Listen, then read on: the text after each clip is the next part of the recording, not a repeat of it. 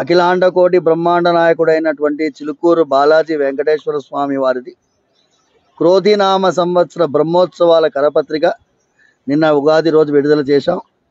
అందులో 19వ తారీఖు ధ్వజారోహణం సమయంలో ఎగిరే గరుత్మంతుల వారి గరుడ పటానికి పెట్టిన నైవేద్యాన్ని ఆ సంతాన ప్రాప్తి లేనటువంటి వాళ్ళు, సంతానం లేని ఆడవాళ్ళందరికీ కూడా గరుడ ప్రసాదం, గరుడ ముద్ద అని చెప్పి ఇస్తుంటాము. ఈ ఏడాది ఏప్రిల్ 19th రోజు వస్తుంది, శుక్రవారం ఏకాదశి.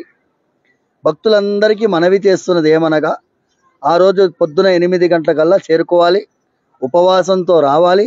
ఎవరికి సంతానం లేదో వాళ్ళు రావాలి.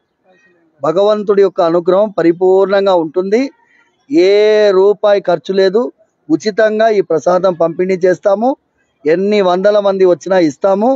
సంతోషంగా భక్తితో స్వీకరించి భగవంతుడి అపారమైన వాత్సల్యానికి గురి కావాలని మనస్ఫూర్తిగా ప్రార్థన.